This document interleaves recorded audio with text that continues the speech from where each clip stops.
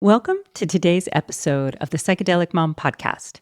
We're going to be diving into the medicine bag. As much as we're going to be peering into ancient cultures and their medicine bags and what they had in them, this is an opportunity to imagine a modern medicine bag, a medicine bag that actually has never existed, a medicine bag that pulls from medicines from different cultures, that supports our well-being, our mental health, our community growth, our evolution. So we're going to talk about what medicines would be in that bag, from psychedelics and earth medicines to maybe some more subtle plants and spices and tools that would support this journey. We are fantasizing here. We are exploring and dreaming potentially a future together in this process of imagining what we would want as mothers, as fathers, as community leaders. Psychedelics and earth medicines are incredible. People use them for different reasons, for exploration, for fun, for having a deeper understanding of this world, of consciousness, of ourselves, for dissolving the ego.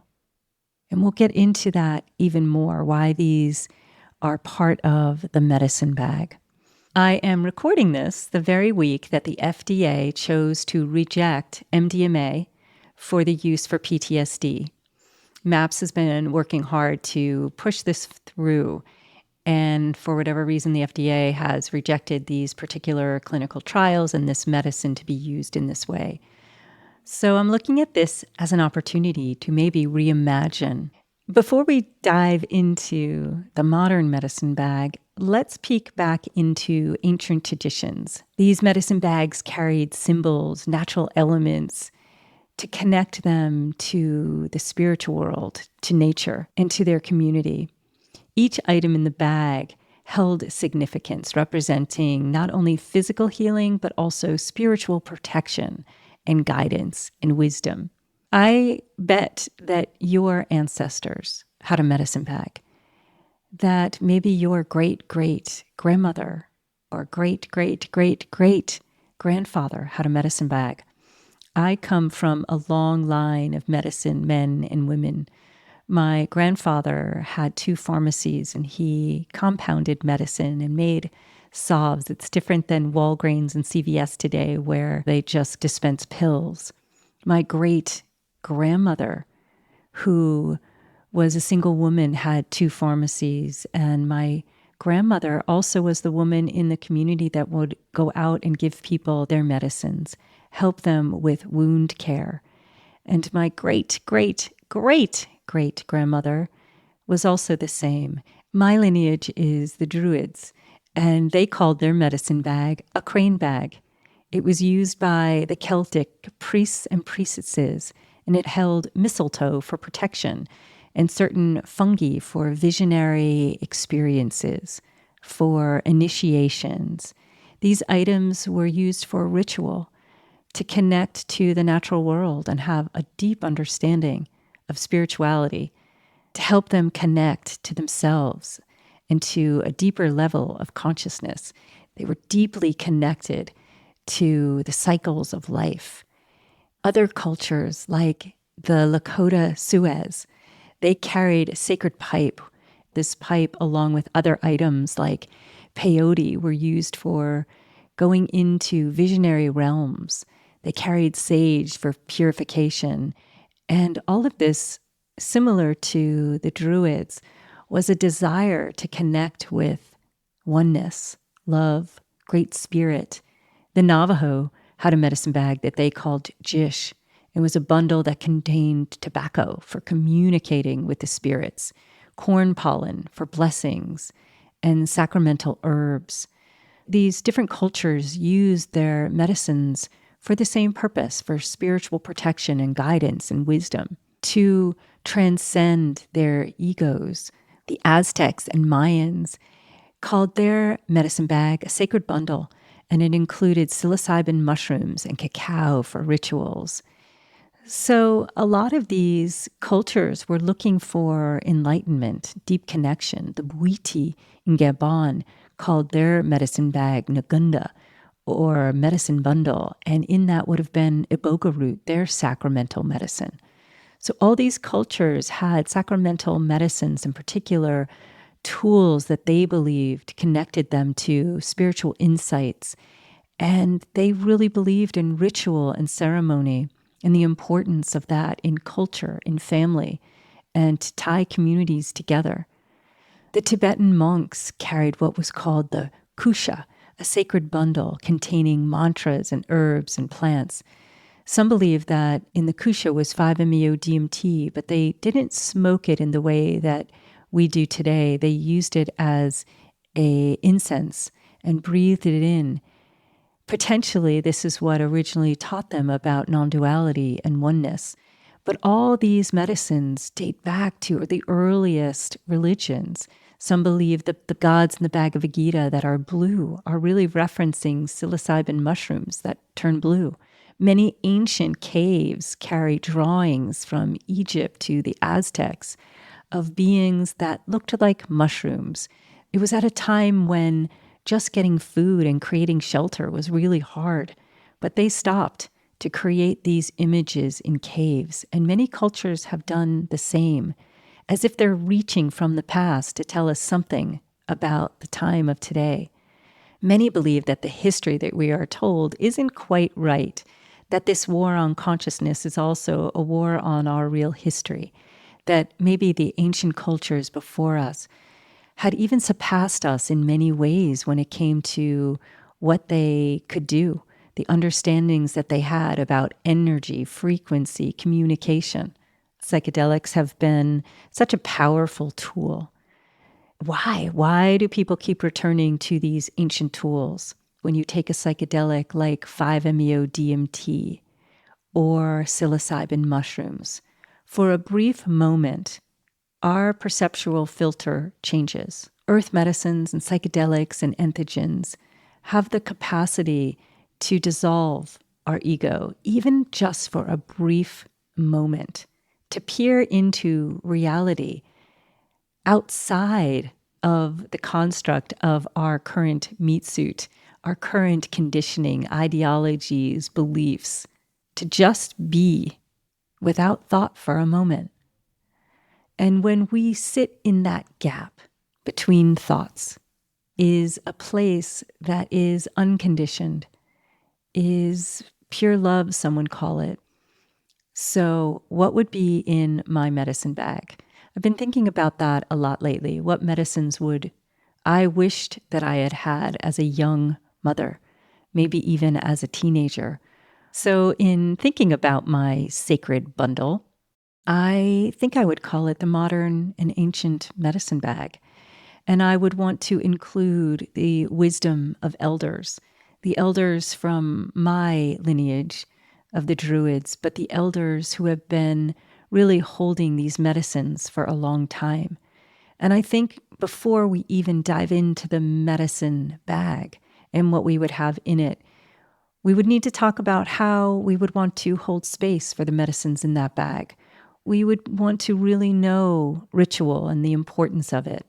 And that doesn't mean that in this bag can't be a medicine that's just for pure fun and joy and awe, because I think that's not a conversation being had enough in our modern medical model of healing PTSD and trauma, which are important, but so is joy, awe, and wonder, and connecting to oneness and love. I want to consider what I would have wanted my mother maybe to have, or my grandmother to have in her medicine bag, and what medicines I would want now to have for my family and my community and for my aging parents and friends. I would definitely want psilocybin. They grow ubiquitously. They are shared between cultures. We know there are medical applications in the West with all the research that they treat depression and anxiety. But I believe that they can connect us to our inner child, the aspects of ourselves that maybe need healing. They can also help us with neuroplasticity. They're anti-inflammatory. They can help us change ingrained thinking patterns and behavior that don't serve us as individuals, communities. They have insights for us. I can imagine giving these to my children or my aging parent who is afraid of death. It's often been talked about that psilocybin mushrooms help in late stages of life. In the Eleusinian mysteries, the drink ergot, it was said that people drank that drink and no longer feared death. And community came together, grandparents, children, parents, elders came to do this medicine, to have one event every year that was so important that secrecy was sworn. I think that this reverence for the connection of ceremony would be important. Can you imagine your family having a psilocybin ceremony together to involve each family member that would be ready to tell a story, to talk about what's really in their heart, what's happening for them at this moment in time? Imagine having a child that's struggling in their teen years, having the opportunity to have a plant support them with you there, help them to metabolize things that are happening for them in this culture, to maybe release things that are hard to release today. We don't make space for grief and anger and rage. We don't make space to get really vulnerable with each other and renew our sense of connection and love. I would also want ketamine in my bag. Known as the unseen healer, ketamine is often seen through the lens of its rapid antidepressant effects. But there's more to ketamine. But let's pause there for a minute. Imagine someone in your community at a stage of life. Look at the suicide rates in our country of males between the age of 18 and 45. It's staggering. It may be one of the leading causes of death for males in our country. And the suicide rates for females are going up as well. Imagine if ketamine was the first stop, this first opportunity to quickly reduce those ruminating feelings and uplift a human being, to feel more joy, to disconnect them from habitual patterns. Imagine ketamine in a situation where you're not going to a clinic, you're being held by your family, your community, your grandmother. And I'm not saying that these medicine bags won't need training. Anybody serving these medicines or has a medicine bag will have to apprentice not only with elders, but also with these medicines themselves. Research has shown that ketamine can temporarily block NMDA receptors in the brain, which is the pain area of the brain and helps us with emotional regulation and memory. This could provide a time out that might be needed for people that are struggling or going through something difficult. None of us are getting out of this life without suffering. So what if ketamine could support that? And not in an addictive way, not to bypass suffering, not to snort ketamine or get an injection of ketamine every time we're feeling down, but to metabolize trauma, to metabolize loss, to give us space for the time to heal emotional pains. Think of supporting someone who is stuck in a cycle of grief, anger, or shame. What a gift to have a medicine like ketamine in our community medicine bag or medicine bag as a mother. Another medicine that I would want in my medicine bag is San Pedro. It is also known as huachuma, and it is traditionally used as a heart opener and to connect us to nature. But there's a lesser known aspect of this cactus. It helps us understand the concept of reciprocity or Ani, which is central to the Andes spirituality. So imagine having that lesson be taught, not by the plant by speaking to you necessarily, but by the visceral experience, a knowing that is delivered to you, revealed to you. You become that knowing. San Pedro contains mescaline, which activates serotonin receptors, fostering feelings of empathy, connection, compassion, love. But beyond that, San Pedro teaches us about living in harmony with each other. In the Andes tradition, the concept of Aini means living in balance with the world around us, that giving and receiving is equal in measure. This isn't just an abstract idea, it's a practical way of living life. Again, this medicine bag isn't just for our ailments, but to gain the wisdom that these medicines and plants and fungi have for us. Not just to have an experience, but to actually peel away the aspects of ourselves that aren't serving us. To integrate these medicines, the wisdom of these medicines, into our lives. Imagine being with friends and having the gift of San Pedro to foster a deeper sense of interconnectedness with everything, reminding us that we are part of a larger whole, and to continue to remind us to live that way. We certainly can look out in our world today. We have many wars right now. We have wars within our families, in our minds, in country against country. These medicines could foster a different world, an interbeingness, an understanding of our interconnectedness. Another medicine that I would want in my bag is Iboga. It is a powerful medicine. I think this medicine is an incredible teacher. And once again, it connects us to our ancestors. I think of Iboga as a medicine that allows us to see epigenetics. I got to see in the medicine with Iboga my great-grandfather, my father's childhood, and confirmed what I saw. Iboga helps us understand not only who we are, but who we are based on who our parents were, our great-grandparents, the cultures that they came from. And then we get to choose more clearly. Do we want to live with the same patterns of thinking? Do we want to have the same ideologies? Iboga is associated with deep introspective journeys and the healing of addiction.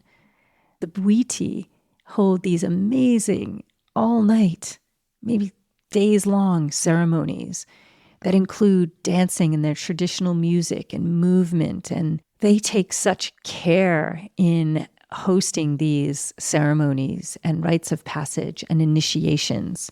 I can't imagine my family getting together and doing Iboga. It's so powerful. I think it would have to be contained by the Bwiti or elders in that space.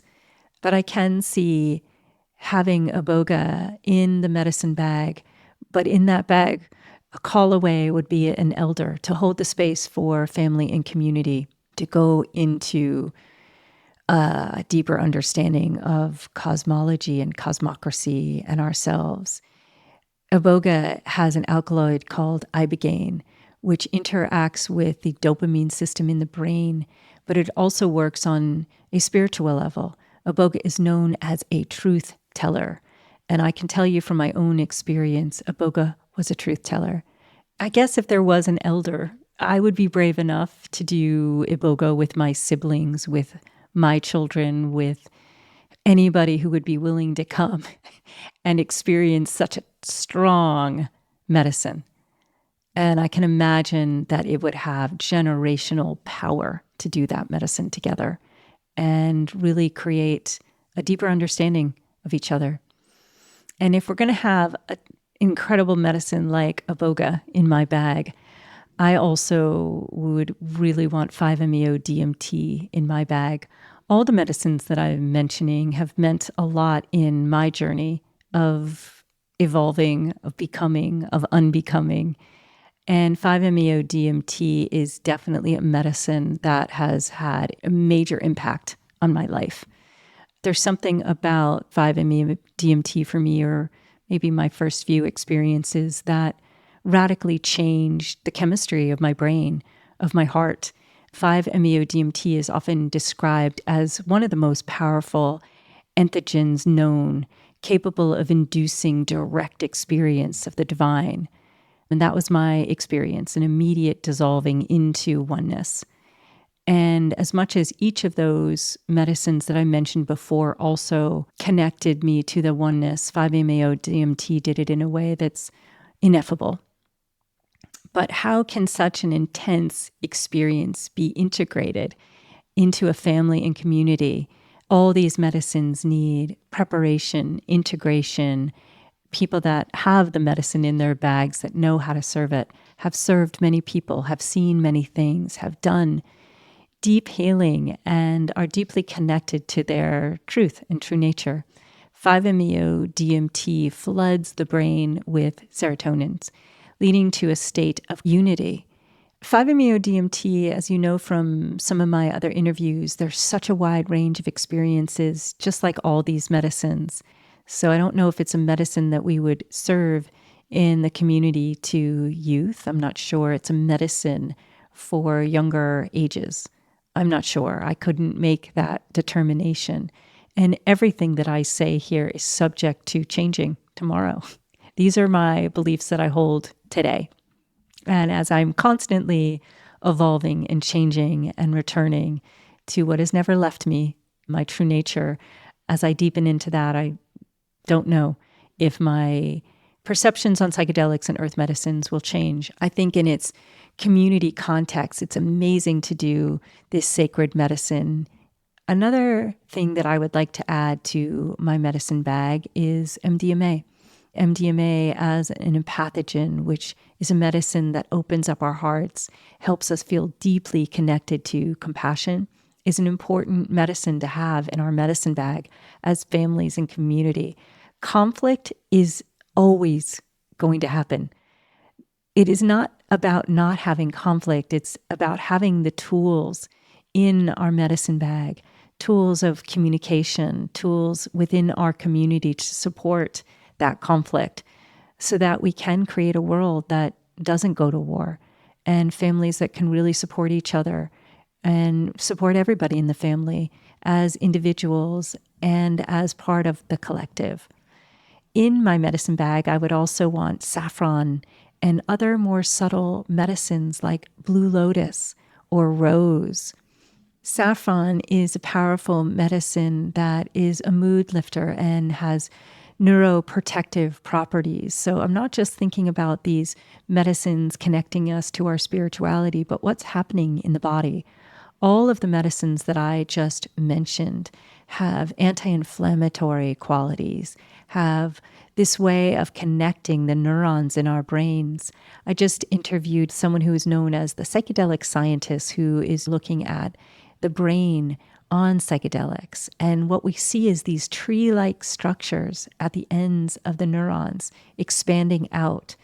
These medicines have the capacity to help support our brain health, our gut health.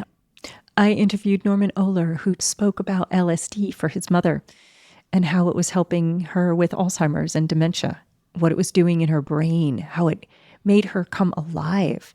Imagine having LSD in your toolkit. And if your parents had Parkinson's or dementia or Alzheimer's, you had the opportunity to microdose them with a small subperceptual dose of LSD to help them come alive, to help them for a moment remember their music, their family names, their friends. So I think LSD is another medicine that I would want in the bag for multiple reasons. LSD is a profound medicine for helping us see that how we see the world is just our lens.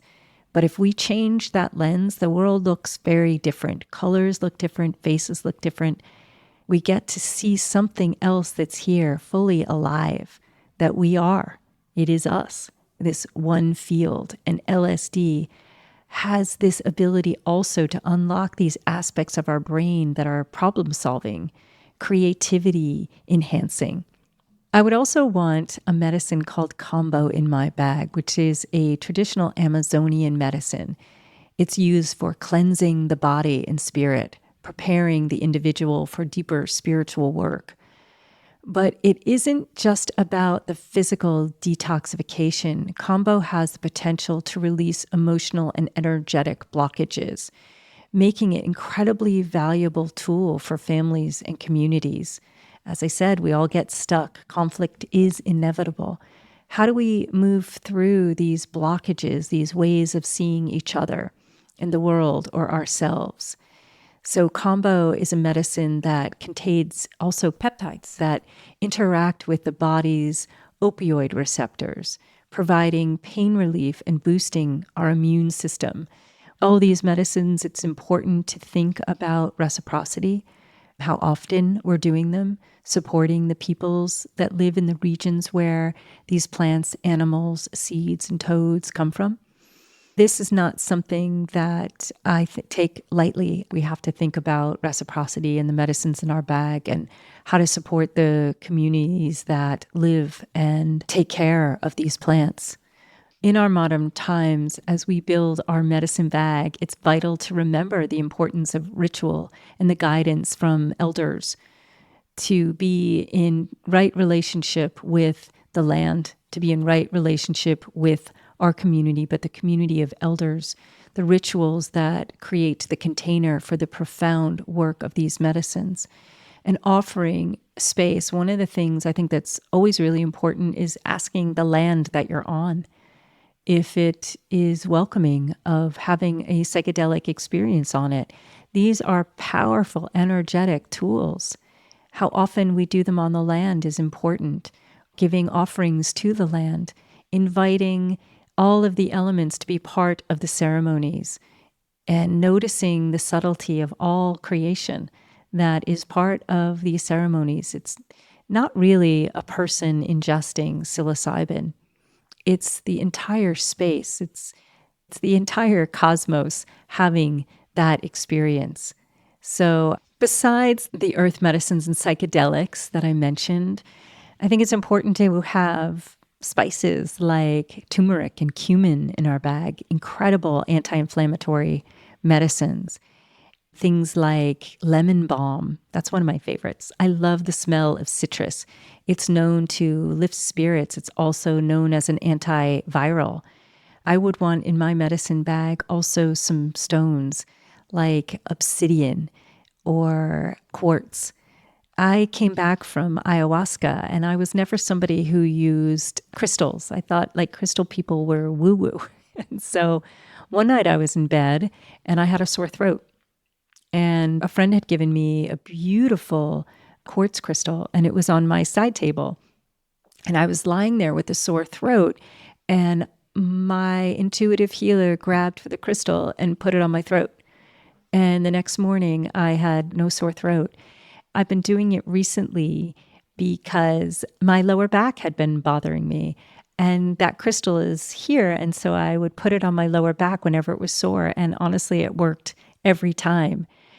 I'm taking this intentional creativity class that I'm absolutely loving. It's a painting class. And I would want paint in my bag and a canvas.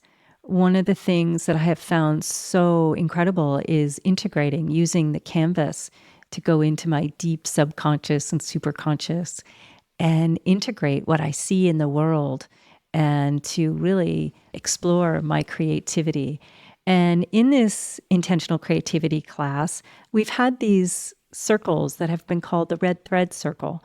So in my medicine bag, I would want some red thread, and I would want that to be able to do a red thread ceremony. You wind the red thread around your wrist and you pass the ball of thread, and then it's wound around the next woman in the circle. And it continues to go around until the red thread is connecting the entire circle. And then each person cuts it and ties it to their wrist. In the red thread circle, one of the things to know is that we're already connected, but this is just a representation. And each person goes around and talks about what's present for them. And this is something I would want in my bag because I think these things are powerful tools to connect us, to make us pause and come into our bodies, to feel what we're present with. In my bag would be my breath. My breath is the one tool that I always have. It's with me every moment of my life and is my deep connection to source. When I think of the Hermetic texts, supposedly that were passed down from Hermes Trismegistus, who is also known as Thoth. That saying, as above, so below, so within, so without. And I think of my breath that comes from supposedly outside me, comes inside me, and comes back outside me. But really what psychedelics show us is there is no inside, no outside, that these are perception fields. These are thoughts that can be dissolved. This way that we see the world as form and formless can be dissolved by a deeper form of seeing. So I would want my breath to be in my bag. And I would want some of my great teachers, pictures maybe of them in my bag to remind me, to maybe even get transmissions from them and teachings from them just by their mere presence in my bag. Maybe the mind of the Buddha and the heart of Christ and the divine feminine who has been deeply around me lately, who shows up in most of my ceremonies to be there, this feminine spirit who deeply connects me to this feminine body that I have and connects me to both the masculine and feminine within me that I'm continuing to integrate. I would want music in my bag and instruments. I've been trying recently to use my voice more, to drum more, to be more in connection to, again, the way that our ancestors moved their voice, the way they drummed. Drumming can be, again, just a visionary place. It brings us into this portal of sound. Sound alone can help us transcend. An essential part of my bag would be community. So I don't know how I'm going to stuff my community in my bag, but I'm going to share my medicine bag with my community, and I'm going to make sure that maybe my representation of my community in my bag are items from people that are most important to me, that maybe we find on a hike together, or maybe their phone numbers in my bag or a picture of them.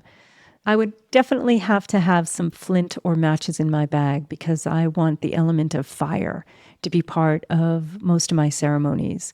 And the subtle flowers of rose and all the flower essences that are around me, and plant essences and energies that are constantly intermingling with my energy. I want these medicines, they don't necessarily have to be in my bag, but around me. I live by the Atlantic Ocean, and I am so incredibly lucky to smell the salt air every day. So in my bag would be some representation of each of the elements, maybe animal totems, and maybe a deck of cards and a pendulum if I really want to go to that place within me that celebrates the witch in me, which means wise woman, the white magic that is around us in all these elements. So maybe I'd even have some of those in my bag. I'd have the word pause written in my bag. Meditation is one of the tools that I use every day. I can't imagine living my life without taking time actually to just pause, to be with my breath, to re-engage with the pure being that I am, to notice if there are any parts of myself that are child parts needing attention, a little trigger, whatever it is, or just the part of myself that likes to sit and be present with the smell in the moment, the feeling of my seat on the chair, my breath pumping air in and out of my breath as my belly rises and falls. The part of me that wants to feel in the very moment my lips touching as I speak, my eyes opening and closing, the part of me that hears the sound of my voice right now and the sound of the rain that's outside, the part of me that is the pause. There's so much more that I want in my bag. I want the entire cosmos and the stars and the moon cycles. And luckily, they don't have to be in my bag because my bag is the cosmos. There's obviously so much more in this medicine bag. I know in the Western world, we're talking about cold plunge and saunas. My bag is going to be evolving. Maybe some things will come out of my bag. Maybe new things will come into my bag as I learn more and as I evolve myself. So the biggest thing that I want in my bag is love. I don't know how I put it in there other than the vibration of it, the knowing of it, the presence of it. But I think that my bag, all that's in it would be woven together with love, compassion, non-judgment. I often say that one of my prayers comes from the Heart Sutra, and it's to be freed of delusive hindrance and all the suffering and pain caused of it. And I believe that earth medicines and psychedelics and many of the medicines that I named today have the capacity certainly to blow up our egos. I think when I first started doing medicine, there's like this psychedelic, this feeling of like, oh, wow, I'm awakened because I had awakening experiences. There was a glamour around psychedelics at that time for me that probably induced my ego. And I think continuing to work through integration, really, with a deep intention to want to be aligned to truth and not just as a tagline, but to be truly constantly working toward truth, working toward better communication. Weaving together this bag is the deep desire for truth and love. And those are the true threads that hold my bag together. I'd love to really explore, too, some of the ancient culture art that shows these medicines and what they would leave behind. I guess in thinking about that course that I'm taking, intentional creativity, and this question of what would be the one image on my canvas, what would be the one thing that I would want future generations to know, and how would I convey that? I think the one thing that I would want to leave behind on a canvas would have an earth medicine in it, because the one thing that I would want to convey is the oneness that we are, this unnameable, profound energy source, love, beloved, God, goddess, whatever it is, unknowable, basically. It's unknowable to me at this moment, but its very own existence that is what sees through my eyes and sees you on the other end of this podcast. That is what I would want to convey somehow, that we are that. And all of this is that. And the reason I would want a medicine image somehow, a medicine bag, would be because if future generations have forgotten, if future generations lose levels of consciousness and understanding that they are that we are that, I would want to leave an image of a medicine bag and some medicines that would be tools to remind them of the truth of who they are.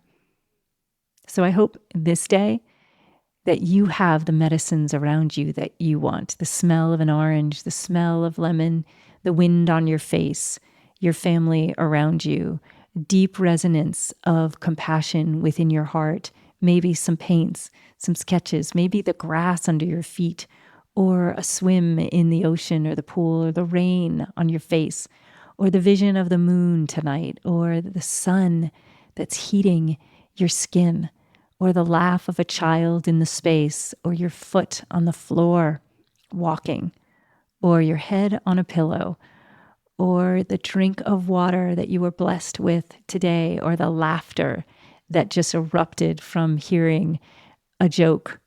Whatever it is, I hope you are surrounded by the medicine today, and that you know that you are the medicine, and that at some point in your life, if you haven't had an opportunity to experience an earth medicine, one of these profound tools, whatever they are, I hope that the medicine finds you